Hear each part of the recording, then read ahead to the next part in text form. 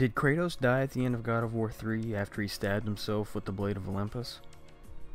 Although the post-credit cutscene showed that Kratos' body was not where it originally was, we never really knew the answer. Until now.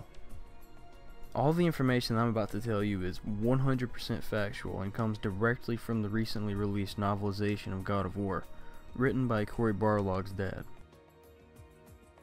So that makes this information regarding what happened to Kratos after the events of God of War 3 officially canon, I would say.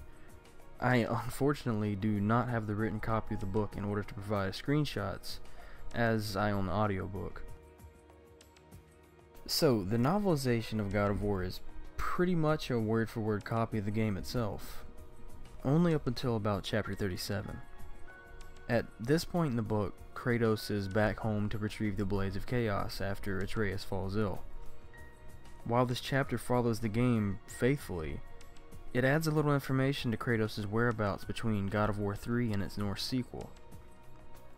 This is something that I for one, have really been curious about since the game was first revealed to be set within Norse mythology. While not super elaborate, it's revealed that Kratos, in his bloody, motionless state after impaling himself with the Blade of Olympus, realized that he will never be able to die, by his own hand at least. So, he decided that he would grab the Blades of Chaos from where he was and went on about his way.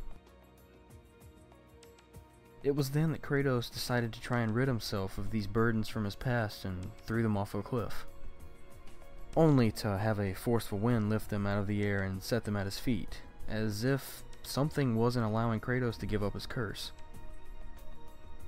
So then he decided to take a ship out to sea and throw his blades in, only to have the water become angry and just start to rage and wreck his ship that he was on, washing him up onto a beach where the blades were yet again waiting for him.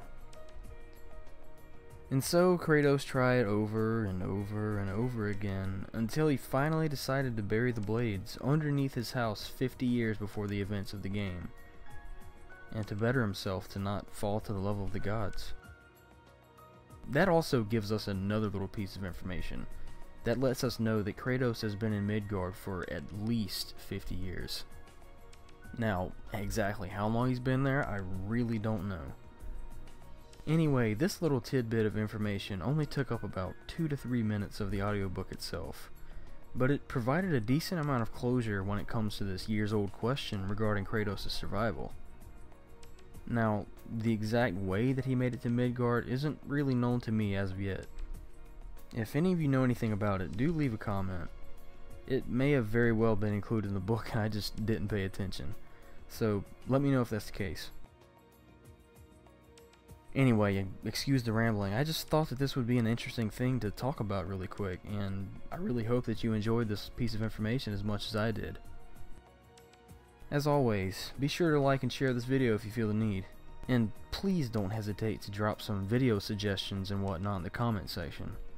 Ideas are really wonderful and I'm having a hard time coming up with them, honestly. Anyway, until next time.